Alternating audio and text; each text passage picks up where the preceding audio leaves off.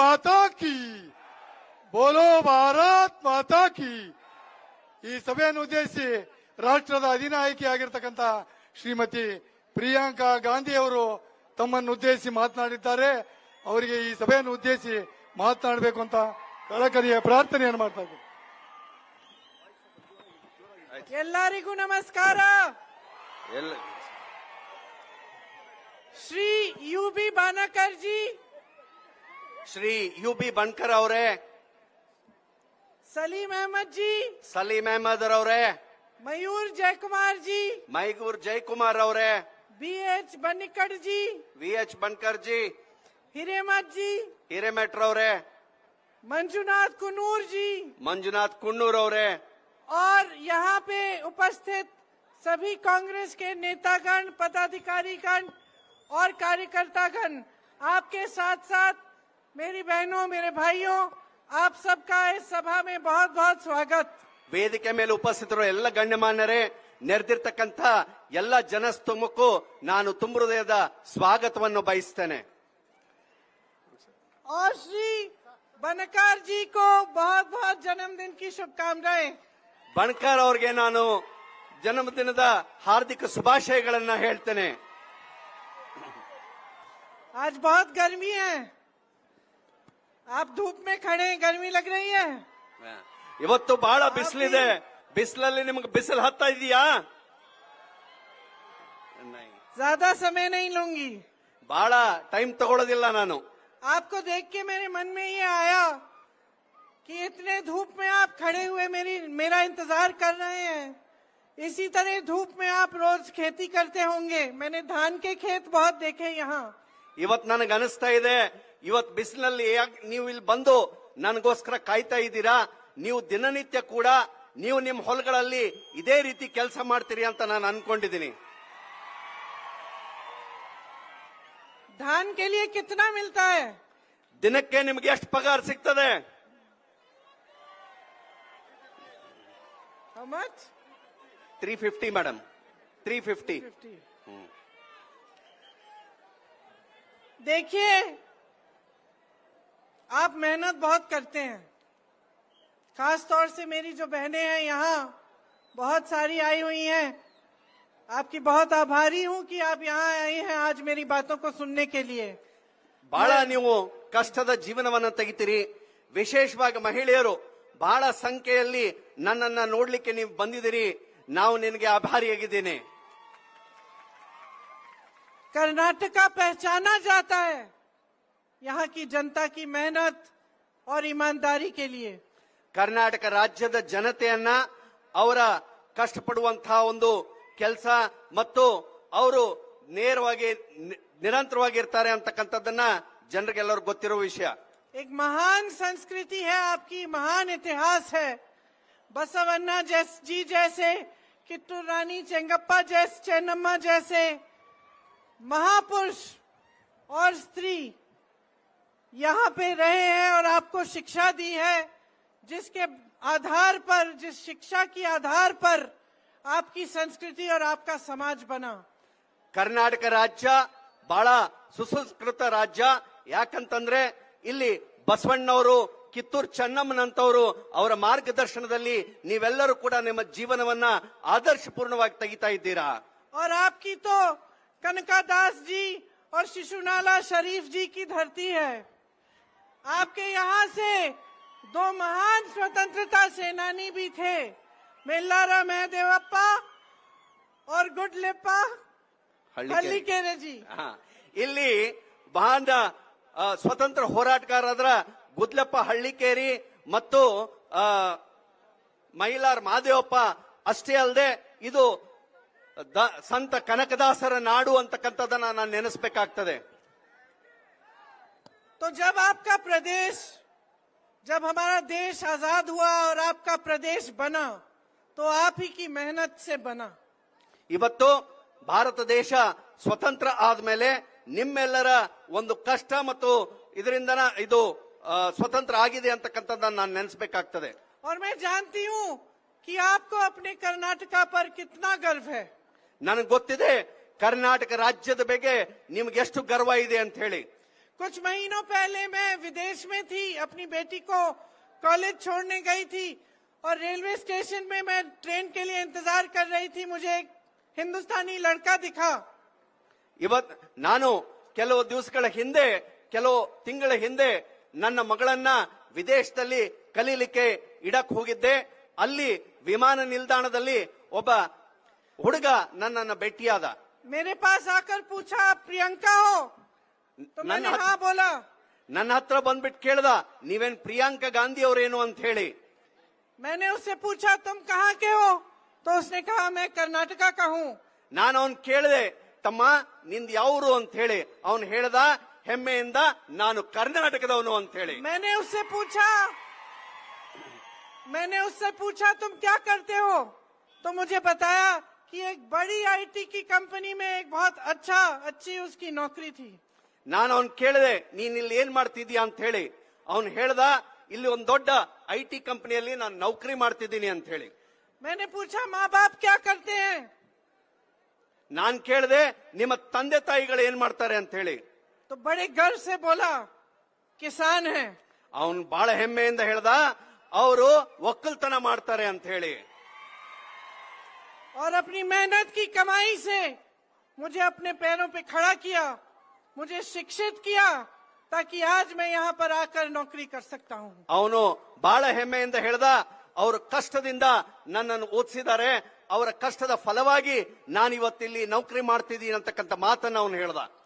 हम दोनों को बहुत गर्व हुआ एक दूसरे से मिलकर उसे, क्योंकि उसने मुझे बताया कि कहां से आया, कितनी मेहनत की कमाई से उसको पढ़ाया गया और कहां पहुंचा है।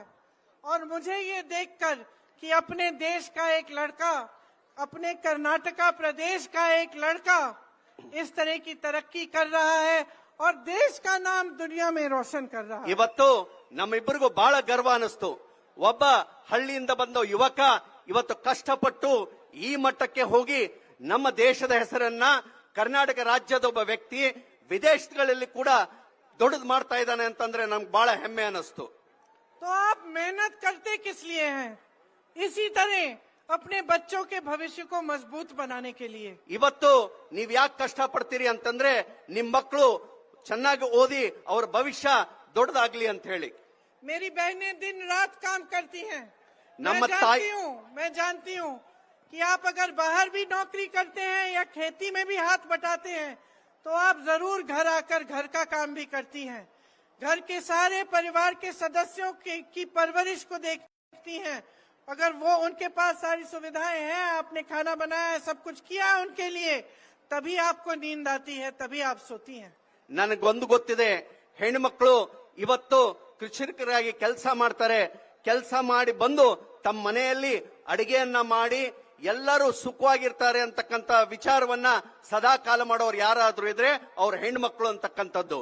और इसी तरह से जो खेती में काम करता है या जो कहीं नौकरी करता है, मेहनत की, ईमानदारी की, अपने बच्चों के भविष्य के लिए ही करता है। ಇವತ್ತು ಹೆಣ್ಮಕ್ಳು ಯಾರಾದ್ರೂ ಭೂಮಿಯಲ್ಲಿ ಕೆಲಸ ಮಾಡ್ತಿದ್ರೆ, ಮನೆಯಲ್ಲಿ ಕೆಲಸ ಮಾಡ್ತಿದ್ರೆ ಅವ್ರದ್ದು ಒಂದೇ ಗುರಿ ಇರುತ್ತೆ, ನಮ್ಮ ಮಕ್ಕಳ ಭವಿಷ್ಯ ಸ್ವಚ್ಛವಾಗಿರ್ಲಿ ಮತ್ತು ದೊಡ್ಡದಾಗಿರ್ಲಿ ಅಂತ ಹೇಳಿ. बच्चे परेशान होते हैं तो दुख होता है, घबराहट होती है, बच्चों का स्वास्थ्य खराब होता है तो परेशानियां होती हैं।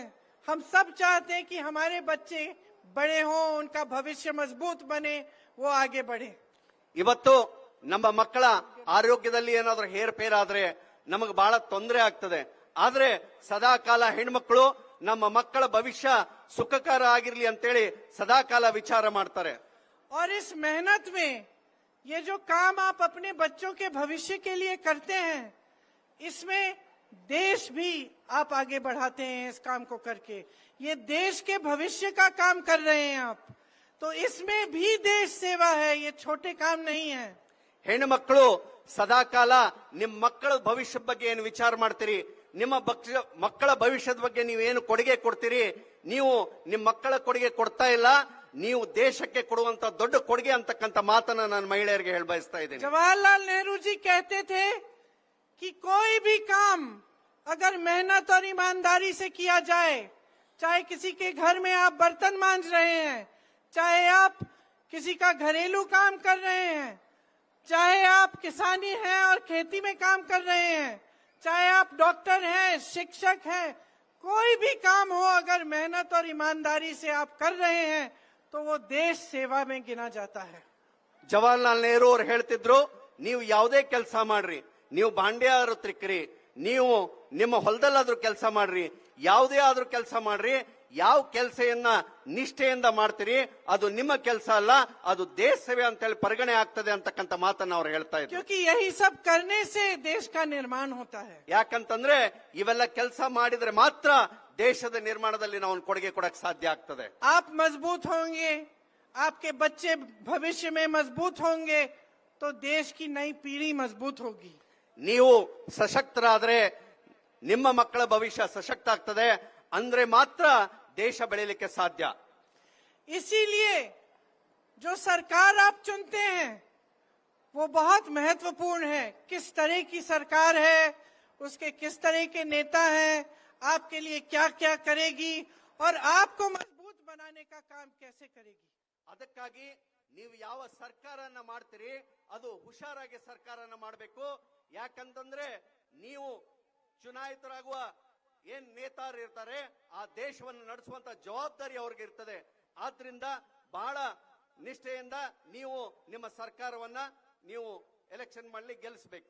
अगर सरकार लालच के आधार पर बने, उसके नेता सिर्फ ये सोचे कि हमें सत्ता और मिली जाए, हम पैसे बनाएंगे, हम यहाँ से घोटाले करेंगे, हम भ्रष्टाचार करेंगे, अपने लिए बड़े बड़े महल बनाएंगे, अपनी लाइफ अच्छी बना देंगे, लेकिन आपके बारे में न सोचे तो नुकसान उनका नहीं होता, नुकसान आपका होता है। ಇವತ್ತು ನೀವು ಚುನಾಯಿಸುವ ಪ್ರತಿಯೊಬ್ಬ ನೇತಾರು ಯಾರಿರ್ತಾರೆ ಅವರು ತಮ್ಮ ಸ್ವತಕ್ಕಾಗಿ ಏನಾದ್ರೂ ಭ್ರಷ್ಟಾಚಾರ ಮಾಡಿ ಯಾವುದೋ ಘೋಟಾಲ ಮಾಡಿ ತಮ್ಮ ಸ್ವಯಂ ಆಸ್ತಿಯನ್ನ ವೃದ್ಧಿಪಡಿಸಿದ್ರೆ ತಾವು ಉದ್ಧಾರ ಆಗ್ತಾರೆ ಹೊರತಾಗಿ ಜನರು ಉದ್ಧಾರ ಆಗಕ್ಕೆ ಸಾಧ್ಯ ಇಲ್ಲ.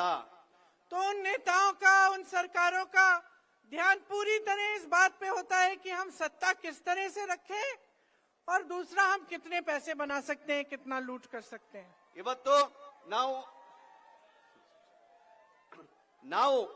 ನಾವು ಆರಿಸ್ತರುವ ಪ್ರತಿಯೊಂದು ವ್ಯಕ್ತಿಗಳು ನಮ್ಮ ಬಗ್ಗೆ ವಿಚಾರ ಮಾಡುವಂತಹ ವ್ಯಕ್ತಿಗಳನ್ನ ಮಾತ್ರ ನಾವು ಆರಿಸ್ತರುವಂತಹ ಪ್ರಯತ್ನ ಇವತ್ತು ನಾವೆಲ್ಲರೂ ಮಾಡಬೇಕಾಗ್ತದೆ.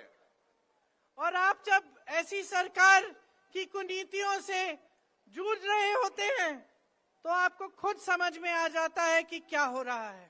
ಇವತ್ತು ನಿಮ್ಮ ಜೀವನದಲ್ಲಿ ಕಷ್ಟ ಪಡಬೇಕಾದ್ರೆ ನಿಮ್ಗೆ ಗೊತ್ತಾಗ್ತದೆ ನೀವು ಎಷ್ಟು ಕಷ್ಟದಲ್ಲಿದ್ದೀರಿ ಅಂತ ಹೇಳಿ. क्योंकि ऐसी सरकारें ठीक ढंग से काम नहीं करती। ಯಾಕಂದ್ರೆ ಇಂಥ ಸರ್ಕಾರಗಳು ಸರಿಯಾಗಿ ಕೆಲಸ ಮಾಡ್ಲಿಕ್ಕೆ ಸಾಧ್ಯನೇ ಇಲ್ಲ. आपने कर्नाटका में पिछले 3.5 सालों में देखा, सीएम भी बदले गए। ಇವತ್ತು ಕರ್ನಾಟಕದಲ್ಲಿ ಕಳೆದ 3 ವರ್ಷಗಳಲ್ಲಿ 2 ಮುಖ್ಯಮಂತ್ರಿಗಳನ್ನ ಬದಲಾವಣೆ ಆದದ್ದನ್ನ ಕೂಡ ನೀವು ನೋಡಿದಿರಿ. मंत्रिमंडल का विस्तार नहीं हुआ। ಇವತ್ತು ಮಂತ್ರಿಮಂಡಲದ ವಿಸ್ತರಣೆ ಆಗಬೇಕಾಗಿತ್ತು, ಅದು ಕೂಡ ಆಗ್ಲಿಲ್ಲ. आपको दुर्बल नेता मिले। ಇವತ್ತು ನಿಮಗೆ ಸಶಕ್ತವಾದ ನೇತಾರು ಯಾರು ಸಿಗ್ಲಿಲ್ಲ. एक दूसरे से लड़ते रहते हैं ಇವತ್ತು ಅವರು ಒಬ್ಬೊಬ್ಬರೊಳಗೆ ಜಗಳಾಡ್ತಾ ಇರ್ತಾರೆ. और सही निर्णय, ठोस निर्णय आपके विकास के लिए ले नहीं पाते। ಇವತ್ತು ಅಭಿವೃದ್ಧಿ ಪರವಾಗಿ ನಿರ್ಣಯ ತಗೊಳ್ಳುವಂತ ಶಕ್ತಿ ಇಲ್ಲದಂತ ಮುಖ್ಯಮಂತ್ರಿಗಳನ್ನ ನೀವು ನೋಡಿದ್ರಿ. आज आप यहाँ आए हैं मेरी बातों को सुनने के लिए, मेरी वजह से नहीं आए हैं। ಇವತ್ತು ನೀವೆಲ್ಲರೂ ಇಲ್ಲಿ ಕೂಡಿದ್ದು ನನಗೋಸ್ಕರ ನೀವು ಬಂದಿಲ್ಲ. आप इसलिए आए हैं क्योंकि मेरी दादी इंदिरा गांधी जी एक दृढ़ नेता थी जिनको निर्णय लेना आता था। ನೀವ್ ಎದಕ್ ಬಂದಿದ್ದೀರಿ ಅಂತಂದ್ರೆ, ನೀವೆಲ್ಲರೂ ಇದು ಎದಕ್ ಬಂದಿದ್ದೀರಿ ಅಂತಂದ್ರೆ, ನನ್ನ ಅಜ್ಜಿ ಇಂದಿರಾ ಗಾಂಧಿ ಅವರು ದೃಢವಾದ ನಿರ್ಧಾರ ತಗೊಳ್ಳಕ್ಕೆ ಬಹಳ ಮಶಹೂರಾಗಿದ್ರು ಅಂತ ಹೇಳಿ. और क्योंकि वो निर्णय लेती थी, वो खड़ी हो जाती थी जनता के लिए, और जनता की कोई समस्या होती थी तो आपके बीच में आके उसको हल करने की कोशिश करती थी। आज भी आपके दिलों में उनके लिए श्रद्धा है। ಇವತ್ತು ಇಂದಿರಾ ಗಾಂಧಿ ಅವರು ಎಂತ ನೇತಾರು ಇದ್ರಂತಂದ್ರೆ, ಅವರು ಜನರ ಮಧ್ಯೆ ಹೋಗಿ ಜನರ ಕಷ್ಟವನ್ನ ಅರಿತುಕೊಂಡು ಸರಿಯಾದ ನಿರ್ಣಯ ತಗೊಳ್ಳುವಂತ ದೃಢತೆ ಇದ್ದುದರಿಂದ ನೀವು ನನಗೆ ಗೌರವ ಕೊಡ್ತಾ ಇದ್ದೀರಿ. उनकी सरकार पहचानी जाती थी क्योंकि उन्होंने बड़े बड़े निर्णय लिए जो जनता के पक्ष में थे। ಅವರ ಸರ್ಕಾರದಲ್ಲಿ ದೊಡ್ಡ ದೊಡ್ಡ ನಿರ್ಣಯಗಳನ್ನು ತಗೊಂಡ್ರು, ಆದ್ರೆ ಸದಾ ಕಾಲ ಆ ನಿರ್ಣಯಗಳು ಜನರ ಪರವಾಗಿದ್ದು ಅಂತಕ್ಕಂಥದ್ದನ್ನ ನಾನು ನೆನಪಿಸ್ಕೋಬೇಕಾಗ್ತದೆ. गरीबों को जमीन दिलवाई, ಈ ಬಡವರಿಗೆ ಅವರು ಭೂಮಿಯನ್ನ ಕೊಟ್ಟರು, हरित क्रांति लाई। ಹಸಿರು ಕ್ರಾಂತಿಯನ್ನ ಮಾಡಿದ್ರು. जब समय आया तो देश के लिए लड़ी, पाकिस्तान से लड़ाई हुई, बांग्लादेश बनाया। ಇವತ್ತು ಸಮಯ ಬಂದಾಗ ಅವರು ಪಾಕಿಸ್ತಾನ ಜೋಡಿ ಯುದ್ಧನ ಮಾಡಿ ಬಾಂಗ್ಲಾದೇಶವನ್ನು ಮಾಡುವಂತಹದ್ದನ್ನ ನಾವು ನೆನಪಿಸ್ಕೋಬೇಕಾಗ್ತದೆ. और उसी तरह से जो उनके बाद की कांग्रेस की सरकारें आई, अलग अलग उपलब्धियों के लिए पहचानी गई। ಅದಾದ ಮೇಲೆ ತದನಂತರ ಬಹಳಷ್ಟು ಕಾಂಗ್ರೆಸ್ ಸರ್ಕಾರಗಳು ಬಂದು ಅವು ಕೂಡ ಜನಪರ ಕಾಳಜಿ ಇರೋದಕ್ಕಾಗಿ ಇವತ್ತನ್ನು ಕೂಡ ನಾವು ನೆನೆಸ್ತೇವೆ. राजीव गांधी ने देश को आधुनिक दौर में आगे बढ़ाया। ಇವತ್ತು ರಾಜೀವ್ ಗಾಂಧಿ ಅವರು ಪ್ರಧಾನಮಂತ್ರಿಯಾಗಿದ್ದಾಗ ಈ ದೇಶದ ಆಧುನೀಕರಣಕ್ಕೆ ಅವರು ಹೆಚ್ಚು ಒತ್ತನ್ನು ಕೊಟ್ಟರು. नरसिम्हा राव जी, मनमोहन सिंह जी ने लिबरलाइजेशन के साथ देश को और आगे बढ़ाया। ಇವತ್ತು ಮನಮೋಹನ್ ಸಿಂಗ್ ಅವರು ಮತ್ತೆ ನರಸಿಂಹರಾಯರು ಪ್ರಧಾನಮಂತ್ರಿಗಳಿದ್ದಾಗ ಈ ಆರ್ಥಿಕ ಬಡಾವಣೆಗೆ ಅವರು ಹೆಚ್ಚು ಒತ್ತನ್ನು ಕೊಟ್ಟರು. तो हर सरकार की एक पहचान होती है, और ज्यादातर जब आपने देखा होगा कांग्रेस की सरकारें हैं तो कोई अच्छी ही पहचान होती है कि कुछ करके दिखाया। ಇವತ್ತು ಕಾಂಗ್ರೆಸ್ ಅದು ಯಾವುದೇ ಸರ್ಕಾರ ಬಂದ್ರು ನೀವು ನೆನ್ಪಿಟ್ಕೊಳ್ತೀರಿ, ಅವ್ರು ಯಾವ್ದಾದ್ರು ಒಂದು ಒಳ್ಳೆ ಕೆಲಸಕ್ಕಾಗಿ ಒಂದು ಕೆಲಸ ಮಾಡಿದಾರೆ ಅಂತಕ್ಕಂಥದ್ದನ್ನ ನೀವು ನೆನ್ಪಿಡ್ಲಿಕ್ಕೆ ಅದು ಕಾಂಗ್ರೆಸ್ ಪಕ್ಷ ಕಾರಣ. और आज कर्नाटका में जो बीजेपी की सरकार है उसकी एक ही पहचान है, एक ही पहचान है भाइयों और बहनों, 40% सरकार। ಆದ್ರೆ ಇವತ್ತು ಕರ್ನಾಟಕ ರಾಜ್ಯದಲ್ಲಿ ಇವತ್ತೇನು ಬಿಜೆಪಿ ಸರ್ಕಾರ ಇದೆ ಅದರ ಬಗ್ಗೆ ಆಲೋಚನೆ ಮಾಡಿದ್ರೆ ನಿನಗೆ ನೆನಪಾಗೋದು ಒಂದೇ, ಅದೇನಪ್ಪಾ ಅಂದ್ರೆ 40% ಸರ್ಕಾರ. पीएसआई का स्कैम किया, भर्तियों के तमाम इम्तिहानों में स्कैम किए, कॉन्ट्रैक्टर से आत्महत्या करवा दी क्योंकि 40% मांग के उनकी जिंदगी बर्बाद हो गई। किसान आत्महत्या कर रहे हैं क्योंकि कमा नहीं पा रहे, महंगाई इतनी है, जीएसटी थोप के सबकी कमाई कोई में मुसीबत डाल दी है, मुश्किलें आ गई हैं, किसानों को सही दाम नहीं मिलता। आप धान की बात कर रहे हैं, छत्तीसगढ़ में 2660 रुपए कांग्रेस की सरकार दे रही है, यहाँ आपको क्या मिल रहा है? ಇವತ್ತು ರೈತರು ಬಹಳ ಸಂಕಷ್ಟದಲ್ಲಿದ್ದಾರೆ, ಅವರು ಆತ್ಮಹತ್ಯೆ ಮಾಡ್ಕೊಳ್ತಾ ಇದ್ದಾರೆ. ಅಂತದ್ರಲ್ಲೂ ಕೂಡ ಇವತ್ತು ಬಿಜೆಪಿ ಸರ್ಕಾರ PSI ಸ್ಕ್ಯಾಮ್ ನಲ್ಲಿ ದುಡ್ಡು ತಿಂತಾ ಇದೆ, ಯಾವುದೇ ನೌಕರಿ ಕೊಡಬೇಕಾದ್ರೂ ದುಡ್ಡು ತಿಂತಾ ಇದೆ. ಇವತ್ತು ರೈತರ ಬಾಳವನ್ನ ಹೇಗೆ ಹಸಿರು ಮಾಡ್ಬೇಕಂತಕ್ಕಂತ ಒಂದು ವಿಚಾರದಲ್ಲಿ ಅವರು ಸಂಪೂರ್ಣವಾಗಿ ವಿಫಲರಾಗಿದ್ದಾರೆ. इतना भ्रष्टाचार किया है कि स्कूल के बच्चों के अंडों को नहीं छोड़ा, कोविड के मरीजों को नहीं छोड़ा। ಅವ್ರು ಎಷ್ಟು ಭ್ರಷ್ಟರಿದ್ದಾರೆ ಅಂತಂದ್ರೆ ಸಣ್ಣ ಹುಡುಗರಿಗೆ ಶಾಲೆಯಲ್ಲಿ ಕೊಡುವಂತ ತತ್ತಿಯಲ್ಲೂ ಕೂಡ ಅವರು ಭ್ರಷ್ಟಾಚಾರ ಮಾಡಿದ್ದಾರೆ. 1.5 लाख करोड़ रुपए लूटे हैं कर्नाटका से। ಇವತ್ತು 1,50,000 ಕೋಟಿಯನ್ನ ಲೂಟಿ ಮಾಡಿದವರು ಯಾರಾದ್ರೆ ಅವ್ರು ಬಿಜೆಪಿ ಅವರು ಕರ್ನಾಟಕದಲ್ಲಿ. आप सोच सकते हैं कि 1.5 लाख करोड़ रुपए कितने होते हैं, इसमें कितने जीरो है वो तो हम भी अनुमान नहीं लगा सकते। ಇವತ್ತು 1,50,000 ಕೋಟಿಯಲ್ಲಿ ಎಷ್ಟಿದೆ ಅಂತಂದ್ರೆ ಎಷ್ಟು ಪೂಜೆಗಳಿದೆ ಆದ್ರೂ ಕೂಡ ನಾವು ಎಣಿಸ್ಲಿಕ್ಕೆ ಸಾಧ್ಯ ಇಲ್ಲ. तो क्या किया इन्होंने इन पैसों का? ಇವತ್ತು ಅಷ್ಟು ರೊಕ್ಕ ಅವ್ರು ಏನ್ ಮಾಡಿದ್ದಾರೆ, ಅಷ್ಟು ದುಡ್ಡು ಅವ್ರು ಏನ್ ಮಾಡಿದ್ದಾರೆ? इस संपत्ति का जो आपसे लूटा, ಇಷ್ಟೆಲ್ಲಾ ದುಡ್ಡನ್ನ ನಿಮ್ಮಲ್ಲಿ ಏನ್ ಲೂಟಿ ಹೊಡೆದಿದ್ದಾರೆ, और क्या कर सकते थे? ಆ ಲೂಟಿ ಹೊಡೆದ ದುಡ್ಡಿನಿಂದ ಅವ್ರು ಏನ್ ಮಾಡಬಹುದಾಗಿತ್ತು ಅಂತ ಹೇಳಿ ತಾವು ವಿಚಾರ ಮಾಡ್ಬೇಕು. 30,000 स्मार्ट क्लासरूम बना सकते थे, 30,000। आप सोचिए बहनें, आपके बच्चों के लिए 30,000 स्मार्ट क्लासरूम, हर क्लासरूम में कम से कम 10-20 बच्चे पढ़ते हैं, इसका मतलब है लाखों बच्चों की शिक्षा। ಇವತ್ತು 1,50,000 ಕೋಟಿ ಏನು ಅವ್ರು ಹೊಡೆದಿದ್ದಾರೆ, ಆ ಲೂಟಿ ಹೊಡೆದಿದ್ದ ದುಡ್ಡನ್ನ ಸದುಪಯೋಗ ಮಾಡಿದ್ರೆ 30,000 ಸ್ಮಾರ್ಟ್ ಕ್ಲಾಸ್ಗಳನ್ನ ಸ್ಥಾಪನೆ ಮಾಡಬಹುದಾಗಿತ್ತು. ಆ ಪ್ರತಿಯೊಂದು ಸ್ಮಾರ್ಟ್ ಕ್ಲಾಸ್ ಅಲ್ಲಿ 10 ಹುಡುಗರಾದ್ರೂ ದುಡಿದಿದ್ರೆ, ಅವ್ರ ಶಾಲೆಯನ್ನ ಕಲ್ತಿದ್ರೆ ನಿಮ್ಮ ಜೀವಗಳು ಬಹಳ ಹಸಿರಾಗ್ತಿತ್ತು. 1.5 लाख करोड़ रुपए में 30 लाख गरीबों के लिए घर बन सकते थे, 30 लाख घर। ಇವತ್ತು 1.5 ಲಕ್ಷ ಕೋಟಿ ರೂಪಾಯಿಯಲ್ಲಿ 1.5 ಲಕ್ಷ ಮನೆಗಳನ್ನ ಕಟ್ಟುವಂತ ಸಾಧ್ಯತೆ ಇತ್ತು.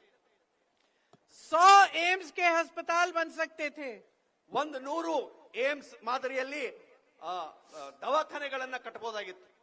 187 ईएसआई हॉस्पिटल बन सकते थे। 100ಕ್ಕಿಂತ ಹೆಚ್ಚು ಇಎಸ್ಐ ದವಾಖಾನೆಗಳನ್ನ ಕಟ್ಟಬಹುದಾಗಿತ್ತು. 750 किलोमीटर लंबी बेंगलुरु जैसी मेट्रो बन सकती थी। ಇವತ್ತು ಬೆಂಗಳೂರು ಅಂತ ಊರಲ್ಲಿ 650 ಕಿಲೋಮೀಟರ್ಗಳ ಮೆಟ್ರೋ ಅನ್ನ ಮಾಡಬಹುದಾಗಿತ್ತು. और इन्होंने ये सारे पैसे कर्नाटका प्रदेश से लूटे। ಆದ್ರೆ ಈ ಎಲ್ಲ ದುಡ್ಡನ್ನ ಬಿಜೆಪಿ ಅವರು ಲೂಟಿ ಹೊಡೆದಿದ್ದಾರೆ. बहनों और भाइयों, लूट और भ्रष्टाचार से आपके रोजाना के जीवन में भी बहुत फर्क पड़ता है। ತಂದೆ ತಾಯಂದ್ರೆ ಇವತ್ತು ಆ ಲೂಟಿ ಏನು ಹೊಡೆದಿದ್ದಾರೆ, ಆ ದುಡ್ಡು ನಿಮ್ಮ ಒಳ್ಳೆತನಕ್ಕಾಗಿ ವಿನಿಯೋಗ ಆಗಬಹುದಾಗಿತ್ತು.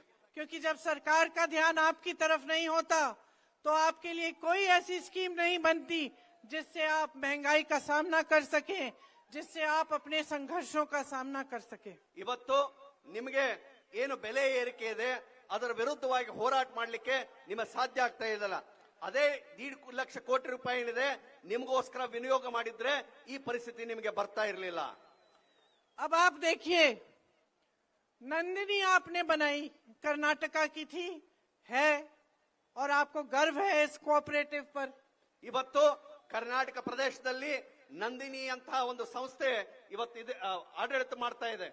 जब तक कांग्रेस की सरकार थी तो इतना दूध इकट्ठा होता था कि क्षीर भाग्य में बच्चों को दूध दिया जाता था। ಈ ನಂದಿನಿ ಸಂಸ್ಥೆ ಕರ್ನಾಟಕ ರಾಜ್ಯದಲ್ಲಿ ಏಕೈಕ ಒಂದು ಸಂಸ್ಥೆ ಇದ್ದಾಗ ಕ್ಷೀರ ಭಾಗ್ಯದ ಒಂದು ಸ್ಕೀಮಿನಡಿ ಪ್ರತಿಯೊಂದು ಶಾಲೆ ಕಲಿಯುವ ಮಕ್ಕಳಿಗೆ ಹಾಲು ಸಿಗ್ತಾ ಇತ್ತು. और किसानों को 5 रुपए प्रति लीटर दिया जाता था दूध इकट्ठे करने के लिए। ಈ ಹೈನುಗಾರಿಕೆ ಮಾಡತಕ್ಕಂತ ಪ್ರತಿಯೊಬ್ಬ ರೈತನಿಗೆ ಪ್ರತಿಯೊಂದು ಲೀಟರ್ಗೆ 5 ರೂಪಾಯಿ ಅನುದಾನ ಕೂಡ ಸಿಗ್ತಾ ಇತ್ತು. अब ये लोग कहने लगे हैं कि नंदिनी में दूध इकट्ठा नहीं होता। ಆದ್ರೆ ಇವಾಗ ಹೇಳ್ತಾ ಇದ್ದಾರೆ ನಂದಿನಿಗೆ ಹಾಲೇ ಬರ್ತಾ ಇಲ್ಲ ಅಂತ ಹೇಳಿ. कहने लगे हैं कि अब सिर्फ 70 लाख लीटर दूध इकट्ठा होता है, नंदिनी बना नहीं पा रही है, कर नहीं पा रही है काम, बाहर से हम गुजरात से अमूल को लाएंगे। ಇವತ್ತು ಬಿಜೆಪಿ ಅವರು ಹೇಳ್ತಾರೆ ಇವತ್ತು ಹಾಲು ಶೇಖರಣೆ ಏನಿದೆ ಬರೀ 60 ಲಕ್ಷ ಲೀಟರ್ ಮಾತ್ರ ಶೇಖರಣೆ ಆಗ್ತಾ ಇದೆ, ಹಾಲು ಕಡಿಮೆ ಇದೆ, ಅದಕ್ಕೆ ಗುಜರಾತ್ ನಿಂದ ಅಮೂಲ್ ಅನ್ನು ತರುವಂತ ಒಂದು ಪ್ರಯತ್ನ ಇವತ್ತು ಬಿಜೆಪಿ ಅವರು ಮಾಡ್ತಾ ಇದ್ದಾರೆ. क्यों? क्योंकि नंदिनी फूल रही थी, फल रही थी, अच्छा काम कर रही थी, कर्नाटका की अपनी थी। अब इन्होंने सोचा कि इसको भी हम लूटने की कोशिश करते हैं। ಯಾಕಂತಂದ್ರೆ ಅವರೊಂದು ದುರ್ವಿಚಾರ, ಇವತ್ತು ನಂದಿನಿ ಅಂತ ಸಂಸ್ಥೆ ಬೆಳೀತಾ ಇದೆ, ಜನರ ಒಳಿತಕ್ಕೆ ಕೆಲಸ ಮಾಡ್ತಾ ಇದೆ, ಇದನ್ನು ಕೂಡ ಲೂಟಿ ಮಾಡಬೇಕು ಅಂತೇಳಿ ಅಮೂಲ್ ಸಂಸ್ಥೆಯನ್ನ ತರುವಂತ ಪ್ರಯತ್ನ ಇವತ್ತು ಬಿಜೆಪಿ ಅವರು ಮಾಡ್ತಾ ಇದ್ದಾರೆ. अगर ये ऐसा करेंगे तो 1 करोड़ से ज्यादा लोगों की आमदनी मुश्किल में पड़ जाएगी, कमाई मुश्किल में पड़ जाएगी। ಅವ್ರೇನಾದ್ರೂ ಅಮೂಲ್ ಸಂಸ್ಥೆ ಕರ್ನಾಟಕ ರಾಜ್ಯಕ್ಕೆ ಬಂತು ಅಂತಂದ್ರೆ 1 ಕೋಟಿ ಜನರ ದಿನನಿತ್ಯ ಏನು ಶೇಖರಣೆ ಆಗ್ತದೆ, ಅವ್ರ ಅಕೌಂಟ್ ಅಲ್ಲಿ ದುಡ್ಡು ಬರ್ತಾ ಇದೆ, ಅವ್ರ ಹಾನಿಯಾಗುವಂತ ಒಂದು ಪರಿಸ್ಥಿತಿ ನಿರ್ಮಾಣ ಆಗ್ತದೆ. लेकिन उनको इस बात की परवाह नहीं है। ಆದ್ರೆ ಅವ್ರ ಬಗ್ಗೆ ಕಿಂಚಿತ್ತೂ ಅವ್ರಿಗೆ ಕಾಳಜಿ ಇಲ್ಲ. इनको सिर्फ इस बात से परवाह है कि कितना कहां पे कैसे लूटा जा सकता है। ಅವ್ರಿಗೆ ಒಂದೇ ವಿಚಾರ, ಎಲ್ಲಿ ಎಷ್ಟು ನಾವು ರೊಕ್ಕ ಹೊಡಿಬೇಕು, ಲೂಟಿ ಹೊಡಿಬೇಕು ಅನ್ನೋದು ಒಂದೇ ವಿಚಾರ ಬಿಜೆಪಿ ಅವ್ರದ್ದು. देखिए, आपको याद होगा जब कांग्रेस थी तो अन्ना भाग्य, क्षीर भाग्य, पशु भाग्य, आरोग्य भाग्य, विद्याश्री, इंदिरा कैंटीन जैसी स्कीम थी, याद है आपको? ಕರ್ನಾಟಕ ರಾಜ್ಯದಲ್ಲಿ ಕಾಂಗ್ರೆಸ್ ಆಡಳಿತ ಇದ್ದಾಗ ಅನ್ನಭಾಗ್ಯ, ಕ್ಷೀರಭಾಗ್ಯ, ವಿದ್ಯಾಶ್ರೀ, ಪಶು ಭಾಗ್ಯ ಇಂಥ ಒಂದು ಯೋಜನೆಗಳನ್ನ ನೀವು ಇದ್ದದನ್ನ ನಾವು ನೆನೆಸ್ಕೋಬೇಕಾಗ್ತದೆ. यहाँ कितना काम, कितना विकास कांग्रेस की सरकारों ने कराया। ಇವತ್ತು ಕಾಂಗ್ರೆಸ್ ಅಧಿಕಾರದಲ್ಲಿದ್ದಾಗ ಎಷ್ಟೊಂದು ಅಭಿವೃದ್ಧಿಯನ್ನ ಎಷ್ಟೊಂದು ಕೆಲಸಗಳನ್ನ ಮಾಡಿದೆ ಅಂತ ಹೇಳಿ ತಾವು जब ನೆನಪಿಸ್ಕೋಬೇಕಾಗ್ತದೆ. देखा कि आप संकट में हैं तो आपके लिए कोई स्कीम, कोई योजना, आपकी वेलफेयर के लिए कोई फंड बनाया ताकि आपकी सहायता हो पाए। ಇವತ್ತು ನೀವು ಸಂಕಷ್ಟದಲ್ಲಿದ್ದಾಗ ಯಾವುದೇ ಒಂದು ಯೋಜನೆಯ ಮುಖಾಂತರ ನಿಮ್ಮಂಗ ಸಹಾಯ ಮಾಡುವಂತ ಕೆಲಸ ಇವತ್ತು ಸದಾಕಾಲ ಕಾಂಗ್ರೆಸ್ ಪಕ್ಷ ಮಾಡ್ತಿತ್ತು. आज स्थिति ये है कि यहाँ जो लहसुन के किसान हैं उनको सही दाम नहीं मिलता, उनको खाद नहीं मिलती, प्रदर्शन करना पड़ता है, फिर भी कोई सुनवाई नहीं होती. ಆದ್ರೆ ಇವತ್ತು ಪರಿಸ್ಥಿತಿ ನೋಡ್ರಿ, ಇವತ್ತು ನಾವು ಬೆಳೆಯುವಂತ ಬೆಳೆಗೆ ಒಳ್ಳೆ ಮೊತ್ತ ಸಿಗ್ತಾ ಇಲ್ಲ ಅಂತ ಹೇಳಿ ನಾವು ರಸ್ತೆ ಮೇಲೆ ನಿಂತು ಈ ಸರ್ಕಾರದ ವಿರುದ್ಧ ನಾವು ಮಾಡುವಂತ ಒಂದು ನಿರಸನ ಮಾಡುವಂತ ಒಂದು ಪರಿಸ್ಥಿತಿ ನಿರ್ಮಾಣ ಆಗಿದೆ. किसानों के इक्विपमेंट में उसकी खरीद में भी घोटाला रहा. ಇವತ್ತು ರೈತರಿಂದ ಬೆಳೆಯತಕ್ಕಂತ ಏನು ಉತ್ಪಾದನೆ ಇದೆ ಆ ಖರೀದಿಯಲ್ಲೂ ಕೂಡ ಲೂಟಿಯನ್ನ ನಡೀತಾ ಇದೆ. और बड़े बड़े नेताओं जगदीश शेट्टर जी जैसे, लक्ष्मण सवादी जी जैसे उनका अपमान किया गया. ಅಷ್ಟೇ ಅಲ್ಲ, ದೊಡ್ಡ ವ್ಯಕ್ತಿಗಳಾದಂತಹ ಜಗದೀಶ್ ಶೆಟ್ಟರ್ ಅವರು ಮತ್ತೆ ಲಕ್ಷ್ಮಣ್ ಸವದಿ ಅವರನ್ನು ಕೂಡ ಅವರು ಗಣನೆಗೆ ತಗೊಂಡಿಲ್ಲ, ಅವರನ್ನ ಬಹಳ ಅಸಹ್ಯಕರವಾಗಿ ಅವ್ರು ನಡೆಸ್ಕೊಂಡಿದ್ದಾರೆ. तो अब कांग्रेस क्या कह रही है इस चुनाव में? ಆದ್ರೆ ಕಾಂಗ್ರೆಸ್ ಈ ಚುನಾವಣೆಗೆ ಏನ್ ಕೊಡ್ತಿದೆ ಅಂತಕ್ಕಂಥದ್ದನ್ನ ತಾವು ಲಕ್ಷ್ಯ ಕೊಡ್ಬೇಕು. हम कह रहे हैं कि हम समझते हैं कि इन 3.5 सालों में जबकि आपकी सरकार ने आपको लूटा है, भ्रष्टाचार फैलाया है, इसमें आपकी मुश्किलें सिर्फ बढ़ी हैं. ಇವತ್ತು ನೀವು ನೆನೆಸ್ಕೋಬೇಕು, ಈ 3.5 ವರ್ಷಗಳಲ್ಲಿ ಏನೊಂದು ಆಡಳಿತ ಕೊಟ್ಟಿದ್ದಾರೆ, ಏನೊಂದು ಲೂಟ್ ಪಾಟ್ ನಡೆದಿದೆ, ಅದರಲ್ಲಿ ಜನಕ್ಕೆ ಬಹಳ ಹಾನಿಯಾಗಿದೆ. हम पहचान रहे हैं कि बीजेपी ने रोजगार बनाने का काम नहीं किया, बल्कि जहां जहां से रोजगार बन सकता था, खेती से, छोटे और मीडियम बिजनेसेस से और बड़े बड़े PSU से सारा तकरीबन खत्म कर दिया. ಇವತ್ತು ಅವರು ನಿರುದ್ಯೋಗ ಇವತ್ತು ತಾಂಡವ ಆಡಬೇಕಾದ್ರೆ ಔದ್ಯೋಗೀಕರಣದ ಕಡೆ ಲಕ್ಷ್ಯ ಕೊಟ್ಟು ಅದನ್ನ ಮಾಡಬೇಕಾಗಿತ್ತು. ಆದ್ರೆ ನಿರುದ್ಯೋಗ ದಿನಕ್ಕೆ ದಿನ ಹೆಚ್ಚಾಗ್ತಾ ಇದೆ. तो हम कह रहे हैं कि हम आपको एक ऐसी सरकार देना चाहते हैं जो आपके हित में काम करे, जो आपको प्रगति 100% गारंटी दे. ನಾವು ಕಾಂಗ್ರೆಸ್ ಪಕ್ಷ ಈಗ ಯೋಚನೆ ಮಾಡ್ತಾ ಇದೆ, ಮುಂದಿನ ಬರುವಂತ ಸರ್ಕಾರ ನಾವು ಎಂತದ್ದು ಕೊಡ್ತೀವಿ ಅಂತಂದ್ರೆ ಅದು 100% ಪ್ರಗತಿಯ ಪರವಾಗಿರುವಂತ ಸರ್ಕಾರ ಕೊಡ್ತೀವಿ ಅಂತಕ್ಕಂಥ ಮಾತನ್ನ ನಾನು ಹೇಳ್ತೇನೆ. हम रोजगार बनाएंगे, ನಾವು ಉದ್ಯೋಗೀಕರಣವನ್ನ ಹೆಚ್ಚು ಮಾಡ್ತೀವಿ. बीदर से लेकर कर्नाटका की दूसरी ओर उस पार तक एक इंडस्ट्रियल कॉरिडोर बनाएंगे और टाउनशिप्स बनाएंगे. ಇವತ್ತು ಬೀದರ್ದಿಂದ ಹಿಡ್ಕೊಂಡು ಚಾಮರಾಜನಗರವರೆಗೆ ನಾವು ಹೊಸ ಹೊಸ ಉದ್ಯೋಗಗಳನ್ನ ಸೃಷ್ಟಿ ಮಾಡುವಂತ ಒಂದು ಪ್ರಯತ್ನ ಮಾಡ್ತೀವಿ. इन्होंने आपसे 1.5 लाख करोड़ रुपए चुराए, हम 1.5 लाख करोड़ रुपए किसानों के लिए एक फंड में लगाएंगे ताकि आपके बजट में होगा, ताकि आपकी भलाई के लिए, आपकी सहायता के लिए काम हो. ಇವತ್ತು 1.5 ಲಕ್ಷ ಕೋಟಿ ಲೂಟಿ ಹೊಡೆದಿದ್ದಾರೆ. ಆ ಲೂಟಿ ಹೊಡೆದಿದ್ದ ಎಲ್ಲ ಮೊತ್ತವನ್ನ ತಿರುಗಿ ನಾವು ರೈತರಿಗೆ ಅಕೌಂಟ್ಗಳಿಗೆ ಜಮಾ ಮಾಡಬೇಕು. ಆ ರೀತಿ ಒಂದು ವಿಚಾರವನ್ನ ನಾವು ಮಾಡ್ತಾ ಇದ್ದೀವಿ. 2.5 लाख जो रोजगार खाली हैं, सरकारी पद खाली हैं, उनको हम भरेंगे और 1 साल के अंदर अंदर भरने की कोशिश करेंगे. ಇವತ್ತು ಕರ್ನಾಟಕ ರಾಜ್ಯದಲ್ಲಿ 2.5 ಲಕ್ಷ ಉದ್ಯೋಗಗಳು, ಸರ್ಕಾರಿ ಉದ್ಯೋಗಗಳು ಖಾಲಿ ಉಳಿದಿದೆ. ಆ ಎಲ್ಲ ಹುದ್ದೆಗಳನ್ನ 1 ವರ್ಷಗಳಲ್ಲಿ ನಾವು ಭರ್ತಿ ಮಾಡ್ತೀವಿ ಅಂತ ಹೇಳಿ ನಾವು ನಿಮ್ಗೆ ಆಶ್ವಾಸನೆ ಕೊಡ್ತೀವಿ. गृह ज्योति स्कीम लाएंगे जिससे 200 यूनिट मुफ्त बिजली आपको मिलेगी. ಇವತ್ತು ಗೃಹ ಜ್ಯೋತಿ ಯೋಜನೆ ಕೆಳಗಡೆ ಪ್ರತಿಯೊಂದು ಮನೆಗೆ 200 ಯೂನಿಟ್ ಕರೆಂಟ್ ಅನ್ನ ನಾವು ಪುಕ್ಕಟ್ಟೆ ಕೊಡ್ತೇವೆ ನಿಮ್ಗೆ. अन्न भाग्य में 10 किलो चावल मिलेगी. ಅನ್ನ ಭಾಗ್ಯ ಸ್ಕೀಮ್ ಅಡಿಯಲ್ಲಿ ನಿಮಗೆ ಪ್ರತಿ ವ್ಯಕ್ತಿಗೆ 10 ಕಿಲೋ ಅಕ್ಕಿಯನ್ನ ಕೊಡ್ತೀವಿ. गृह लक्ष्मी स्कीम हम देना चाहते हैं, बनाना चाहते हैं, जिसमें मेरी बहनों जो गृहस्थ हैं उनके लिए 2000 रुपए प्रति महीने आप ही के खातों में डाले जाएंगे. ಇವತ್ತು ಗೃಹಲಕ್ಷ್ಮಿ ಯೋಜನೆ ಅಡಿಯಲ್ಲಿ ನಮ್ಮ ಅಕ್ಕ ತಂಗಿಯರಿಗೆ ನೇರವಾಗಿ ಅವರ ಖಾತೆಗಳಿಗೆ ಪ್ರತಿ ತಿಂಗಳು 2,000 ರೂಪಾಯಿಗಳನ್ನ ಕೊಡುವಂತ ಒಂದು ಯೋಜನೆಯನ್ನ ನಾವು ಮಾಡ್ತಾ ಇದ್ದೀವಿ. आपके लिए कहीं भी जाने के लिए बस का पास फ्री होगा. ನೀವು ಹೆಣ್ಮಕ್ಳು ಎಲ್ಲೇ ಹೋಗ್ರಿ ಕರ್ನಾಟಕ ರಾಜ್ಯದಲ್ಲಿ ನಿಮಗೆ ಬಸ್ಸಿನಲ್ಲಿ ಯಾವುದೇ ಟಿಕೆಟ್ ಅನ್ನು ತೆಗೆಸಬೇಕಾಗಿಲ್ಲ, ಆ ಸಂಪೂರ್ಣವಾಗಿ ಮುಫ್ತಾಗಿ ನಿಮ್ಗೆ ಸಿಗ್ತದೆ. आंगनवाड़ी की बहनों के लिए जिनका मानदेय बढ़ाया नहीं गया है, लेकिन जिन्होंने कोविड के होते हुए भी धैर्य रखा और घर घर जाके वैक्सीन दिलवाई, उनके लिए उनका मानदेय 15,000 रुपए तक बढ़ाया जाएगा। ಇವತ್ತು ಅಂಗನವಾಡಿ ಕಾರ್ಯಕರ್ತರು ಕೋವಿಡ್ ನಲ್ಲಿ ಕೂಡ ಮನೆ ಮನೆಗೆ ಹೋಗಿ ವ್ಯಾಕ್ಸಿನ್ ಅನ್ನ ಹಾಕಿದ್ದಾರೆ. ಅಂತ ಕಾರ್ಯಕರ್ತರಿಗೆ ನಾವು ತಿಂಗಳ ಮಾಸಾಸನವನ್ನ 15,000ವರೆಗೂ ನಾವು ಮಾಡ್ತೀವಿ ಅಂತ ಆಶ್ವಾಸನೆ ಕೊಡ್ತಾ ಇದ್ದೀವಿ.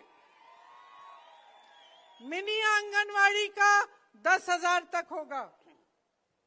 ಇವತ್ತು ಆ ಅಂಗನವಾಡಿ ಕಾರ್ಯಕರ್ತರು ಏನ್ ಕೆಲಸ ಮಾಡ್ತಿದ್ದಾರೆ ಅಡಿಗೆ ಕಾರ್ಮಿಕರಿಗೆ ನಾವು 10,000 ರೂಪಾಯಿಗಳನ್ನ ಮಾಸಾಸನವನ್ನ ಕೊಡ್ತೀವಿ. आशा की बहनों का मानदेय 8,000 रुपए तक बढ़ाया जाएगा। ಆಶಾ ಕಾರ್ಯಕರ್ತರ ಪಗಾರನ್ನ 8,000 ರೂಪಾಯಿಗಳನ್ನ ನಾವು ಮಾಡ್ತಾ ಇದ್ದೀವಿ. जो पूरे जीवन आंगनवाड़ी में काम करती हैं और रिटायरमेंट पे उनको कुछ नहीं मिलता, हमारी सरकार उनको 3 लाख रुपए देंगी और मिनी आंगनवाड़ी को 2 लाख रुपए। ಇವತ್ತು ಅಂಗನವಾಡಿ ಕಾರ್ಯಕರ್ತರಿಗೆ ಅವ್ರ ರಿಟೈರ್ಮೆಂಟ್ ಆಗಲಿ ಅವ್ರ ಪೆನ್ಷನ್ ಸಿಗೋದಿಲ್ಲ, ಅಂತವ್ರಿಗೆ ನಾವು 3 ಲಕ್ಷ ರೂಪಾಯಿ ಕೊಡುವಂತ ಒಂದು ವ್ಯವಸ್ಥೆಯನ್ನ ಕೂಡ ಮಾಡ್ತಾ ಇದ್ದೀವಿ.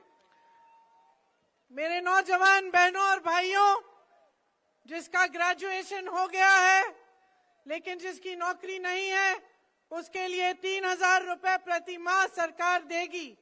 ಇವತ್ತು ನನ್ನ ಯುವಕ ಮಿತ್ರರು ಏನಿದ್ದಾರೆ ಅವರು ಪದವೀಧರರಾಗಿದ್ದಾರೆ, ಆದ್ರೆ ಅವ್ರ ನೌಕರಿ ಇಲ್ಲ. ಅಂತ ಯುವಕರಿಗೆ ನಾವು ಪ್ರತಿ ತಿಂಗಳು 3,000 ರೂಪಾಯಿ ಮಾಸಾಸನ ಕೊಡ್ತೀವಿ ಅಂತೇಳಿ ನಾನು ಹೇಳ್ತಾ ಇದ್ದೀನಿ.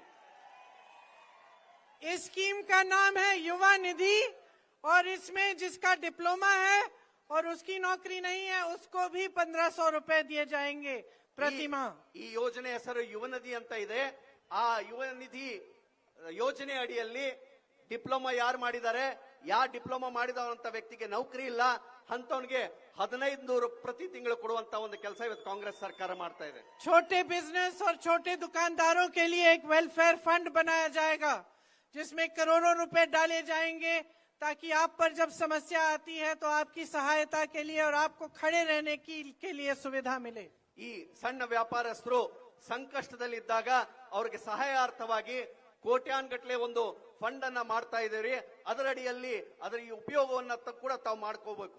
मैसूरू, हुब्बल्ली, धारवाड़, गुलबर्गा, बेल्लारी, चित्रदुर्गा जैसी छोटी शहरों जो बेंगलुरु जितनी बड़ी नहीं है लेकिन जिनको सेकंड टियर के शहर कहते हैं, इनको हम बेंगलुरु की तरह आईटी और टेक में मजबूत बनाना चाहते हैं ताकि यहाँ से भी बहुत रोजगार बढ़ेंगे। ಇವತ್ತು ಮೈಸೂರು, ಹುಬ್ಬಳ್ಳಿ, ಗುಲ್ಬರ್ಗದಂತ 2ನೇ ಸ್ತರದ ನಗರಗಳೇನಿದೆ ಅದು ಬೆಂಗಳೂರು ತರ ಮಾದರಿಯಲ್ಲಿ ಐಟಿ ಕೇಂದ್ರವಾಗಿ ಬೆಳಿಲಿಕ್ಕೆ ಸಹಾಯಾರ್ಥವಾಗಿ ಬೆಳೆಸುವಂತ ಪ್ರಯತ್ನ ಇವತ್ತು ಕಾಂಗ್ರೆಸ್ ಸರ್ಕಾರ ಮಾಡಲಿದೆ.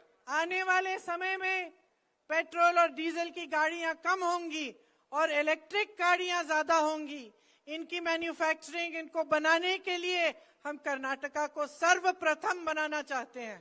ಇವತ್ತು ಬರುವ ದಿನಮಾನಗಳಲ್ಲಿ ಪೆಟ್ರೋಲ್ ಚಾಲಿತ ಕಾರ್ಗಳು ಮತ್ತೆ ಡೀಸೆಲ್ ಚಾಲಿತ ಕಾರ್ಗಳು ಕಡಿಮೆ ಆಗ್ತಾ ಇದೆ, ಅವೆಲ್ಲ ಎಲೆಕ್ಟ್ರಿಕ್ ಕಾರ್ಗಳು ಬರ್ತಾ ಇದೆ. ಆದ್ರಿಂದ ಎಲೆಕ್ಟ್ರಿಕ್ ಕಾರ್ಗಳ ಉತ್ಪಾದನೆ ಮಾಡುವಂತ ಕೇಂದ್ರವನ್ನ ಕರ್ನಾಟಕ ರಾಜ್ಯವನ್ನು ಮಾಡಬೇಕು ಅಂತೇಳಿ ಕಾಂಗ್ರೆಸ್ ಯೋಚನೆ ಮಾಡ್ತಾ ಇದೆ. ऐसी बहुत सारी योजनाएं हैं जो हम आपके लिए लाना चाहते हैं। हम आपको दिखाना चाहते हैं कि एक निष्ठावान, ईमानदार सरकार जनता के हित में किस तरह से काम करके किस तरह से प्रदेश का विकास करा सकती है। ಇವತ್ತು ನಮ್ಮ ವಿಚಾರ ಏನಿದೆ ಅಂತಂದ್ರೆ ನಾವೊಂದು ಒಳ್ಳೆ ಸರ್ಕಾರ ಮಾಡಬೇಕು. ಒಳ್ಳೆ ಸರ್ಕಾರ ಮಾಡಬೇಕಾದ್ರೆ ಒಳ್ಳೆ ವ್ಯಕ್ತಿ ಹೆಂಗ ಆರಿಸಿ ಬರಬೇಕು ಅಂತಕ್ಕಂಥ ವಿಚಾರವನ್ನ ಕಾಂಗ್ರೆಸ್ ಪಕ್ಷ ಇಟ್ಕೊಂಡಿದೆ. लेकिन बहनों और भाइयों, अगर आप चाहते हैं कि एक ऐसी सरकार आए जिस तरह की सरकार मैं बता रही हूं, तो एक बहुत बड़ी जिम्मेदारी आपकी भी है। ಅಣ್ಣ ತಮ್ಮಿಂದರೆ ನಾನು ಹೇಳೋ ಹಾಗೆ ಒಳ್ಳೆ ಸರ್ಕಾರ ಇವತ್ತು ಆರಿಸಿ ಬರಬೇಕು ಅಂತಂದ್ರೆ ಅದರ ದೊಡ್ಡ ಜವಾಬ್ದಾರಿ ನಿಮ್ಮೆಲ್ಲರ ಮೇಲಿದೆ. देखो, आपके प्रदेश के को किसी नेता ने नहीं बनाया। मैंने शुरू में ही कहा, प्रदेश को, देश को जनता ने बनाया है। ಇವತ್ತು ಕರ್ನಾಟಕ ರಾಜ್ಯ ಪ್ರಗತಿಯಲ್ಲಿ ಇರಬೇಕಾದ್ರೆ ಅದನ್ನ ಯಾವೊಬ್ಬ ನೇತಾರು ಮಾಡಿಲ್ಲ, ಅದನ್ನ ಮಾಡಬೇಕಾದ ಜವಾಬ್ದಾರಿ ಏನಿದೆ ನಿಮ್ಮೆಲ್ಲ ಜನರ ಮೇಲಿದೆ ಅಂತಕ್ಕಂಥ ಮಾತನ್ನ ನಾನು ಹೇಳಿ ಬಯಸ್ತಾ ಇದ್ದೇನೆ. ये प्रदेश आपका है, यही प्रदेश आपका भविष्य तय करेगा। ಈ ರಾಜ್ಯ ನಿಮ್ದು, ಈ ರಾಜ್ಯದ ಭವಿಷ್ಯ ನಿಮ್ಮೆಲ್ಲರ ಕೈಯಲ್ಲಿದೆ. और इस भविष्य को तय करने के लिए आपकी सबसे बड़ी भूमिका है जो 10 तारीख को आप वोट डालने जा रहे हैं। ಇವತ್ತು ನಿಮ್ಮ ಪ್ರದೇಶವನ್ನ ಪ್ರಗತಿ ಪಥದಲ್ಲಿ ಒಯ್ಯಬೇಕಾದ್ರೆ ನಿಮ್ಮದೊಂದು ದೊಡ್ಡ ಜವಾಬ್ದಾರಿ ಇದೆ. ಆ ಜವಾಬ್ದಾರಿಯನ್ನ ನೀವು ಬರುವ 10ನೇ ತಾರೀಕಿನಂದು ನಿಭಾಯಿಸಬೇಕಾಗ್ತದೆ. आपको एक ऐसा विधायक चाहिए जो 250 करोड़ के घोटाले में जिसका नाम निकलता है, जो आरोपी है उस मामले में, या एक ईमानदार विधायक चाहते हैं? ಇವತ್ತು ನೀವು ಯೋಚನೆ ಮಾಡಬೇಕು. ಆ 1.5 ಲಕ್ಷ ಕೋಟಿ ಲೂಟಿ ಹೊಡೆದಂತಹ ಏನ್ ಸರ್ಕಾರ ಇದೆ, ಅಲ್ಲಿ ಇರುವಂತಹ ಒಬ್ಬ ಶಾಸಕನ ಆರಿಸ್ತಾ ಇರ್ತಿರೋ ಅಥವಾ ಒಬ್ಬ ಒಳ್ಳೆ ವ್ಯಕ್ತಿನ ಆರಿಸ್ತಾ ಇರ್ತಿರೋ, ಅದು ನಿಮ್ ಕೈಯಲ್ಲಿದೆ. आप एक ऐसा विधायक चाहते हैं जो अपने दलित भाइयों को प्रताड़ित करने में जिस पे आरोप लगा है, या आप एक ऐसे एमएलए चाहते हैं जो जब आप पर समस्या आती है तो वो आपको बचाने के लिए, आपको मदद करने के लिए आता है? ಇವತ್ತು ನೀವು ವಿಚಾರ ಮಾಡಬೇಕು. ನಿಮ್ಮ ಶಾಸಕ ಒಬ್ಬ ದಲಿತರ ಮೇಲೆ ದಾಳಿ ಮಾಡುವಂತ ಶಾಸಕ ಬೇಕೋ ಅಥವಾ ನಿಮ್ ಕಷ್ಟದಲ್ಲಿ ಇರುವಾಗ ನಿಮ್ ಜೊತೆಯಲ್ಲಿರುವಂತ ಶಾಸಕ ಬೇಕೋ, ನೀವು ಯೋಚನೆ ಮಾಡಬೇಕು. अगर आप चाहते हैं कि एक ऐसी सरकार बने, आपको ऐसे मुख्यमंत्री मिले जिनका ध्यान सिर्फ आप पर और आपके विकास पर केंद्रित रहे, तो आपको भी अपना ध्यान केंद्रित रखना पड़ेगा. ಇವತ್ತು ನಿಮಗೆ ಒಳ್ಳೆ ಸರ್ಕಾರ ಬೇಕು, ಒಳ್ಳೆ ಮುಖ್ಯಮಂತ್ರಿ ಬೇಕು ಅಂತಂದ್ರೆ ನೀವು ನಿಮ್ಮ ಇದನ್ನ ಕೇಂದ್ರೀಕೃತವಾಗಿ ಈ ಚುನಾವಣೆಯನ್ನ ಮಾಡಬೇಕು. मैंने देखा है पिछले कुछ सालों से हमारे देश में और आपके प्रदेश में भी एक अलग तरह की राजनीति चल रही है. ಇವತ್ತು ನನ್ನೊಂದು ಗಮನಕ್ಕೆ ಬಂದಿದೆ, ನಿಮ್ಮ ರಾಜ್ಯದಲ್ಲಿ ಅಷ್ಟೇ ಅಲ್ಲ, ಬೇರೆ ಬೇರೆ ರಾಜ್ಯದಲ್ಲೂ ಕೂಡ ಒಂದು ವಿಶೇಷವಾದ ಆಡಳಿತ ಸ್ವರೂಪ ನಾವು ಇವತ್ತು ಕಾಣ್ತಾ ಇದ್ದೀವಿ. और उसका सबूत ये है कि आज जब 3.5 सालों के लिए बीजेपी की सरकार रही है, उनके बड़े से बड़े नेता प्रधानमंत्री नरेंद्र मोदी जी से लेकर उनके मुख्यमंत्री, अलग अलग प्रदेशों के, यहाँ के मुख्यमंत्री, उनके गृह मंत्री, रक्षा मंत्री, सब यहाँ आते हैं, लेकिन आपकी बात नहीं करते. ಇವತ್ತು ಚುನಾವಣೆ ನಡೀತಾ ಇದೆ. ಇಲ್ಲಿಯ ಮುಖ್ಯಮಂತ್ರಿಗಳ ಆದಿಯಾಗಿ ಪ್ರಧಾನಮಂತ್ರಿಗಳು, ಅಲ್ಲಿಯ ಕೇಂದ್ರ ಗೃಹ ಮಂತ್ರಿಗಳು ಮತ್ತೆ ಬೇರೆ ಬೇರೆ ಪ್ರದೇಶದ ಮುಖ್ಯಮಂತ್ರಿಗಳು ಬರ್ತಾರೆ. ಅವ್ರು ಯಾರು ಕೂಡ ನಿಮ್ಮ ಬಗ್ಗೆ ಮಾತನಾಡೋದಿಲ್ಲ. ये एक नई राजनीति हमारे देश में कुछ सालों से चल रही है, जिसके नेता जान गए हैं. ಇವತ್ತು ಈ ರೀತಿಯ ಒಂದು ರಾಜಕಾರಣ ಈ ಬಹಳಷ್ಟು ವರ್ಷಗಳಿಂದ ನಡ್ಕೊಂಡು ಬರ್ತಾ ಇದೆ. ಅದನ್ನ ಜನರು ಗಮನಿಸ್ತಾ ಇದ್ದಾರೆ. कि चुनाव के समय आपके सामने आएंगे और आपके जज्बातों की बात करेंगे, धर्म की बात कर डालेंगे या जाति की बात कर डालेंगे, आपके जज्बात उभर जाएंगे, आपका वोट उनके पक्ष में चले जाएगा, तो उनको काम करने की कोई जरूरत नहीं रहेगी. ಇವತ್ತು ಅವರು ಇಲ್ಲಿ ಬಂದಾಗ, ನಮ್ಮ ರಾಜ್ಯಕ್ಕೆ ಬಂದಾಗ ಅವರು ಅಭಿವೃದ್ಧಿ ಕೆಲಸ ಮಾತಾಡೋದಿಲ್ಲ, ಅವರ ಜಾತಿ ರಾಜಕಾರಣದ ಬಗ್ಗೆ ಮಾತಾಡ್ತಾರೆ. ಜಾತಿ ರಾಜಕಾರಣದ ಮೇಲೆ ಅವರನ್ನ ಓಟನ್ನ ಗಿಟ್ಟಿಸ್ಕೊತಾರೆ, ಚುನಾವಣೆ ಗೆಲ್ತಾರೆ. ಅವ್ರಿಗೆ ಅಭಿವೃದ್ಧಿ ಬಗ್ಗೆ ಏನೂ ಕಾಳಜಿ ಇಲ್ಲ. अगर उन्होंने काम किया होता और इस तरह से आपको लूटा नहीं होता, तो उनके प्रधानमंत्री जी यहाँ आकर आपको अपनी गालियों की लिस्ट नहीं, अपमानों की लिस्ट नहीं, आपके लिए जो कार्य किए हैं उसकी लिस्ट सुनाते. ಇವತ್ತು ಈ ಪ್ರದೇಶದ 3.5 ವರ್ಷ ಏನು ಆಡಳಿತ ಕೊಟ್ಟಿದೆ, ಅವ್ರೇನಾದ್ರೂ ಒಳ್ಳೆ ಆಡಳಿತ ಮತ್ತು ಅಭಿವೃದ್ಧಿ ಕೆಲಸ ಮಾಡಿದರೆ ಅಂತ ಒಂದು ಪಟ್ಟಿಯನ್ನ ಪ್ರಧಾನಮಂತ್ರಿಗಳು ಕೊಡ್ತಾ ಇದ್ರು. ಆದ್ರೆ ಪ್ರಧಾನಮಂತ್ರಿಗಳು ಇಲ್ಲಿ ಬಂದು ತಮಗೆ ಎಷ್ಟು ಸತಿ ಬೈದಿದ್ದಾರೆ ಅದರ ಪಟ್ಟಿಯನ್ನ ಇವತ್ತು ಪ್ರಧಾನಮಂತ್ರಿಗಳು ಕೊಡ್ತಾ ಇದ್ದಾರೆ. वो आपको बताते कि कितने अस्पताल बनाए हैं, कितने स्कूल खोले हैं, कितने नए उद्योग बनाए हैं, कितने रोजगार दिलवाए हैं, कितना विकास किया है आपके लिए, लेकिन कहने को कुछ नहीं है. इसीलिए आपका ध्यान बार बार भटकाया जाता है. और उनको मालूम है कि जब आपका ध्यान धर्म की प्रति जाएगा या किसी दूसरे और चले जाएगा, आपके जज्बात जहां उभर जाएंगे, तो वो आगे बढ़ सकते हैं. ಇವತ್ತು ಚುನಾವಣೆಯಲ್ಲಿ ಅವ್ರು ಮಾಡಿದ ಅಭಿವೃದ್ಧಿ ಕೆಲಸಗಳು, ಎಷ್ಟು ದವಾಖಾನೆ ಮಾಡಿದ್ದಾರೆ, ಎಷ್ಟು ಶಾಲೆಗಳನ್ನು ತೆಗೆದಿದ್ದಾರೆ, ಇತರೆ ಕೆಲಸಗಳನ್ನ ಅವ್ರು ಹೇಳ್ಕೊಳ್ಳೋದಿಲ್ಲ. ಆದ್ರೆ ನಿಮಗೆ ಮನಸ್ಸಿಗೆ ಉಕ್ಸಾಸುವಂತಹ ಒಂದು ವಿಷಯಗಳನ್ನ ಹೇಳಿ ಅವ್ರ ಚುನಾವಣೆಯನ್ನ ಮಾಡ್ಕೊಳ್ಳೋದನ್ನ ತಾವು ನೋಡ್ತಾ ಇದ್ದೀರಿ. तो आप इंदिरा गांधी जी को याद करते हैं, उनके प्रति आपके दिल में श्रद्धा है ना? ಇವತ್ತು ಇಂದಿರಾ ಗಾಂಧಿಯನ್ನು ನೆನೆಸ್ಕೊಳ್ತೀರಿ, ಅವ್ರ ಬಗ್ಗೆ ನಿಮ್ಗೆ ಶ್ರದ್ಧೆ ಇದೆಯಾ? ಶ್ರದ್ಧೆ ಇದೆಯಾ? उन्होंने अपना जीवन देश के लिए दिया, देश के लिए शहीद हुई. ಅವರು ಇಂದಿರಾ ಗಾಂಧಿ ಅವರು ನಮ್ಮ ದೇಶಕ್ಕಾಗಿ ತಮ್ಮ ಪ್ರಾಣವನ್ನೇ ತ್ಯಾಗ ಮಾಡಿರ್ತಕ್ಕಂಥದ್ದು ವಿಷಯ. वो हमेशा कहती थी कि जनता अगर जागरूक रहे, जनता अगर सही तरह से समझे कि उसकी भलाई कहाँ है, तो ये देश कभी भटक नहीं सकता. ಇಂದಿರಾ ಗಾಂಧಿ ಅವರು ಒಂದು ಮಾತು ಹೇಳ್ತಾ ಇದ್ರು, ಈ ದೇಶದ ಜನತೆ ಜಾಗೃತಿಯಿಂದ ಇದ್ರೆ ಈ ದೇಶ ಸೀದಾ ರಸ್ತೆಯಲ್ಲಿ ಹೋಗ್ತದೆ, ಇಲ್ಲದೆ ಆದ್ರೆ ಅದು ಬೇರೆ ಒಂದು ರಸ್ತೆಯನ್ನು ಹಿಡಿತದೆ ಅಂತ ಹೇಳಿ. तो उनके नाम से मैं आपसे वोट मांगने नहीं आई हूं, मैं आपसे आपकी जागरूकता मांगने आई हूं. ಅವ್ರ ಹೆಸರಲ್ಲಿ ನಾನು ಓಟನ್ನ ಕೇಳ್ತಾ ಇಲ್ಲ, ನಾನು ಅವ್ರ ಹೆಸರಲ್ಲಿ ನಿಮ್ಮಲ್ಲಿ ಜಾಗೃತಿಯನ್ನು ಮೂಡಿಸುವಂತ ಒಂದು ಪ್ರಯತ್ನ ಇವತ್ತು ಮಾಡ್ತಾ ಇದ್ದೀನಿ. जाग जाओ, ಎದ್ದೇಳಿ, आंखें खोलो, ಕಣ್ತಗಿರಿ, किसी की बात पर वोट मत डालो, ಯಾರ್ದ ಮಾತು ಕೇಳಿ ನಿಮ್ಗೆ ಓಟನ್ನ ಹಾಕಬೇಡಿ, अपने अनुभव पर डालो. ನಿಮ್ಮ ಸ್ವಂತ ನಿಷ್ಠೆಯಿಂದ ನೀವು ಓಟನ್ನ ಹಾಕ್ರಿ. 3.5 सालों में क्या किया है आपके लिए, ये देखकर वोट डालो.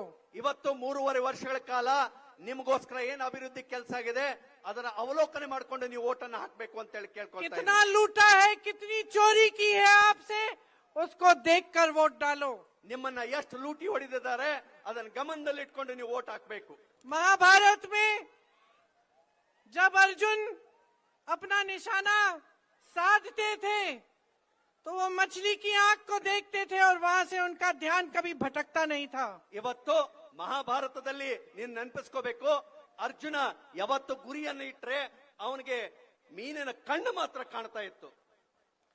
बहनों और भाइयों, समय आ गया है कि आप कर्नाटका के अर्जुन बन जाएं.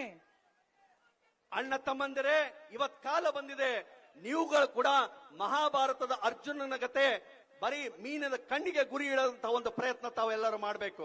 अपना ध्यान अपने भविष्य पर रखो, ನಿಮ್ಮ अपना ध्यान अपने विकास पर रखो. ನಿಮ್ಮ ದೃಷ್ಟಿ ನಿಮ್ಮ ಭವಿಷ್ಯದ ಕಡೆ ಇರಲಿ, ನಿಮ್ಮ ದೃಷ್ಟಿ ನಿಮ್ಮ ಗುರಿ ಕಡೆ ಇರಲಿ. अपना ध्यान अपने कर्नाटका प्रदेश के लिए रखो और उसको हटने मत दो, भटकने मत दो. ಇವತ್ತು ನಿಮ್ಮ ಗುರಿ ಕರ್ನಾಟಕ ಪ್ರದೇಶದ ಅಭಿವೃದ್ಧಿ ಕಡೆ ಇರಲಿ, ಆ ಅಭಿವೃದ್ಧಿ ಬಿಟ್ಟು ಮತ್ತೊಂದು ಕಡೆ ಹೋಗುವಂತ ಒಂದು ಪ್ರಯತ್ನ ತಾವು ದಯವಿಟ್ಟು अगली ಮಾಡಬೇಡಿ. बार ये बड़े नेता आपके सामने आए तो उनकी हिम्मत नहीं होनी चाहिए कि इधर उधर की बातें करें. आपको बताएं आपके लिए किया क्या है, आपको बताएं आपके लिए योजनाएं कौन सी बनाई हैं, आपको बताएं कि आपका भविष्य मजबूत कैसे बनाएंगे. ಇವತ್ತು ದೊಡ್ಡ ದೊಡ್ಡ ನೇತಾರುಗಳು ನಿಮ್ಮ ಮುಂದೆ ಬಂದಾಗ ಅವರು ಧೈರ್ಯ ಮಾಡಬಾರ್ದು. ಎಂತ ಧೈರ್ಯ ಮಾಡಬಾರ್ದು ಅಂತಂದ್ರೆ, ಇಲ್ಲಿ ಬಂದಾಗ ಅವರು ಅಭಿವೃದ್ಧಿ ಪರ ನಿಮ್ ಪರ ಏನ್ ಕೆಲಸ ಮಾಡಿದ್ದಾರೆ ಮಾತ್ರ ಮಾತಾಡಬೇಕು. ಸಂಬಂಧ ಇಲ್ಲ ಅಸಮಂಜಸ ವಿಷಯಗಳನ್ನ ಪ್ರಸ್ತಾಪ ಮಾಡದೇ ಇರೋ ತರ ಧೈರ್ಯ ಮಾಡತಕ್ಕ ಕೆಲಸ ತಾವೆಲ್ಲರೂ ಮಾಡಬೇಕು. और ये जो वोट है इसकी कीमत समझो, इसी में आपका भविष्य है. सोच समझ के अपना वोट डालो. ऐसी पार्टी की सरकार बनाओ जो पूर्ण बहुमत से बने, जिसको कोई लूट न सके, जिसको कोई तोड़ न सके, जिसको कोई बदल न सके जब तक अगला चुनाव आए. ಇವತ್ತು ನೀವು ಹೇಗೆ ವೋಟ್ ಮಾಡಬೇಕು ಅಂತಂದ್ರೆ, ಒಂದು ಪರಿಪೂರ್ಣತೆ ಇದ್ದ ಒಂದು ಸರ್ಕಾರ ಅಧಿಕಾರಕ್ಕೆ ಬರಬೇಕು.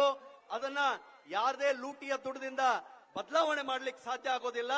5 ವರ್ಷಗಳ ಕಾಲ ಒಂದು ಬಹುಮತದ ಸರ್ಕಾರ ಕೊಡುವಂತ ಒಂದು ಶಕ್ತಿ ನಿಮ್ಮೆಲ್ಲರ ಮೇಲಿದೆ. 10 तारीख को अपना वोट कर्नाटका के पक्ष में दो.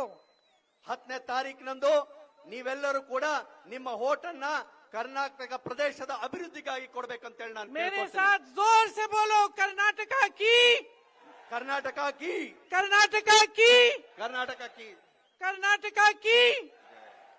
हमारे यहाँ के उम्मीदवार, आज इनका जन्मदिन भी है, ಇವತ್ತು ನಮ್ಮ ಉಮೇದುವಾರ मल्लिकार जी, इनको भारी बहुमत से जिताइए ಇವರನ್ನ ದೊಡ್ಡ ಬಹುಮತದಿಂದ ತಾವು ताकि आपका ಆರಿಸಬೇಕು. क्षेत्र का पूरी तरह से विकास हो। ಪೂರಿ ವಿಕಾಸ ಬರಬೇಕಾದ್ರೆ ಇವರನ್ನ ನೀವು ಆರಿಸ್ತರಬೇಕು. मेरी बातों को इतनी धूप में आपने इतने ध्यान से सुना, इसके लिए बहुत बहुत धन्यवाद। मैं आपकी बहुत आभारी हूँ। जय हिंद। ಇಂಥ ಬಿಸಿಲಲ್ಲಿ ಕೂಡ ನೀವು ನಾನು ಕೇಳಿದ್ರೆ ಎಲ್ಲರಿಗೂ ಧನ್ಯವಾದ. ಜೈ ಹಿಂದ್. बोलो भारत माता की। ಕಾಂಗ್ರೆಸ್ ಪಕ್ಷಕ್ಕೆ ಪ್ರಿಯಾಂಕಾ ಗಾಂಧಿ ಅವರಿಗೆ ಕರ್ನಾಟಕ ಪ್ರಿಯಾಂಕಾ ಗಾಂಧಿ ಅವ್ರನ್ನ ಹಿರೇಕೆರೂರು ವಿಧಾನಸಭಾ ಕ್ಷೇತ್ರ ಅಭ್ಯರ್ಥಿಯಾಗಿರ್ತಕ್ಕಂಥ UB ಬಣಕಾರ್ ಅವರು ಬನ್ನಿಕೋಡ್ರವರು ಸನ್ಮಾನಿಸ್ತಾ ಇದ್ದಾರೆ. ಆ ಸನ್ಮಾನವನ್ನ ಶ್ರೀಮತಿ ಪ್ರಿಯಾಂಕಾ ಗಾಂಧಿ ಅವರು ಅತ್ಯಂತ ಆತ್ಮೀಯವಾಗಿ ಸ್ವೀಕಾರ ಮಾಡಬೇಕು ಅಂತ ಕಳಕಳಿಯ ಪ್ರಾರ್ಥನೆಯನ್ನು ಮಾಡಿಕೊಳ್ತಾ ಇದ್ದಾರೆ.